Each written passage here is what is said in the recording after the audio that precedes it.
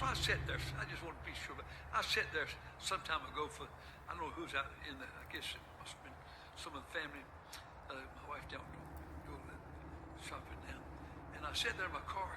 I thought, I want to see if that's right. And I counted. Try that. You'll find more women go in those places with shorts than you will women with pants and dresses put together. Try it. If you got time, try it. Have your boy go up there and try it. Just watch for it. Have your girl go up there and watch for it. And you know, I used to say this.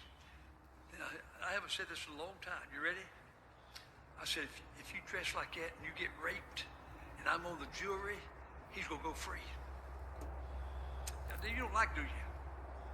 I'm right, though. I can't help you don't like it. I'm right. Because, you know, a man's a man. A man's a man. When I was a boy. And you wonder why so many people are walking away from the church, from Christianity. Oh my gosh, this man needs... You know what pissed me off the most about this video initially? What irritated me initially is the fact that no one got up and walked away. No one gasped. No one like cried out like, what the hell? Like, are you crazy? This shows the power of these pastors over the mind of people.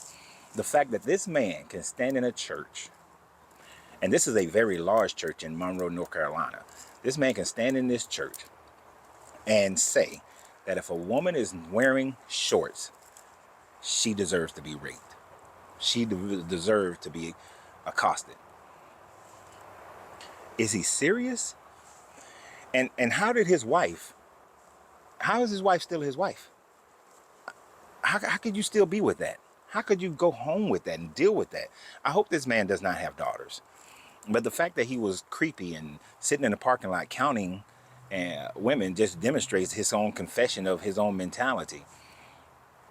That they need to seize his phone, go through his browser history, see if he's, you know, on the dark web doing some things that he ain't supposed to be doing. Because I would not be shocked to find out if this man has taken advantage of young girls in his life. I would not be shocked. I would not. I'm not saying that he has, but I would not be shocked if that ever came out. But he's saying that, and then he goes on, and he says that because men are just men. You see, these are some of the contradictory thoughts that these people can have in this book. Let me give you an example why he can say men are just men. When you look at the Old Testament, whether you're looking at the story in Judges or the original of that story in Genesis, which is the Sodom and Gomorrah story. In Judges, you have a retelling of the same story, pretty much the same situation. But in the Genesis story, Lot has these two men that come into his town. They did not greet everybody in the way that they should have, so the man wanted to grape them, as people are saying today. But here's the thing, here's the rub. In that, Lot says, if you sleep in the courtyard and roll over and expose your buttocks, then somebody might take advantage of you, right? The same thing is expressed in Judges when the man and his wife and concubine come into the town and say, no, if you sleep in the town square and you roll over and expose your buttocks, then the men may take advantage of you. So come into my house. Both in Judges and in the Sodom and Gomorrah story, Genesis, they invite them into their home to prevent the men from trying to take advantage of them. So this is like the mentality that men are just going to be men, right? Taking advantage of people like that? No. Then, contrary to that, and what he actually should have been teaching is that in the New Testament, it says that if your eye offends you by lusting after a woman, it is better for you to pluck that eye out and enter heaven without that eye than it is for you to sit there with the lust in that eye. That means you're held accountable for your own actions. But this guy, because the Bible tells women that how they should dress and controls them and tells them that they should dress modestly, should not be wearing gold and all this jewelry and keep themselves covered and all these sorts of things, that it's the woman's fault that a man lusts for them and then take action and take advantage of them. The victim is at fault here. Now, I, as a father of two girls, have always taught my girls, you have the right to walk through Piedmont Park at 2, 3 o'clock in the morning. But is that a wise thing to do? Just because you have the right don't mean you should do it.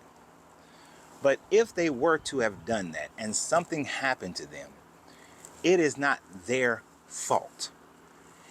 It is the fault of the person who was sitting there looking, lurking, and took advantage of the situation. It is never, ever a woman's fault that she is taken advantage of. It is never a man's fault that he is taken advantage of. I grew up with people talking about, if you ever go to prison, go to jail, don't sleep on your stomach or something like that, as if it's your fault of how you sleep, and therefore somebody has the right to take advantage of you. That makes no sense. That would be like if I'm walking down the street and I got my wallet open and somebody snatches it and runs away with it. It's my fault that somebody robbed me? No. This is asinine. This is the worst thing. And let me make the situation even worse for you. This man, his church, the Baptist Tabernacle, also has a private school with kids in it. And they're teaching this message to children. This school also has taken advantage of the voucher program for private schools, which means that they're taking their federal tax dollars that you would get for a school that your child is going to, and they use the vouchers to go to this man's private school. And last year, based on someone else's research, last year they received $920,000 in tax dollars from the voucher program to enable this school, to enable this man. And the voucher program is set up in that way to take advantage of going to a private school and taking your federal dollars somewhere else. But these places are not taxed. This is why churches need to be taxed. Let me be president. I'm taking that shit away. But this is why churches need to be taxed. This is why they need to be held accountable for the messaging that they're putting out. Because if somebody who goes to this church, listens to this message, then goes out and take advantage of a woman because she wore shorts, well, the pastor said that men are just men. And that is abdicating your responsibility from being a good person, a decent person, somebody who recognizes that everybody has the right to be able to live without being taken advantage of. This is why these religions are so crucial. It is so crucial to destroy these religions, because these religions, they as much as people talk about the good moral standards of these religions create bad moral standards for people, wash it away with the wash mouth of God in order to think that they're now clean, but you still got that halitosis going on. The book still got the halitosis. You can put all you can get that yellow, that orange or yellow Listerine, that burn.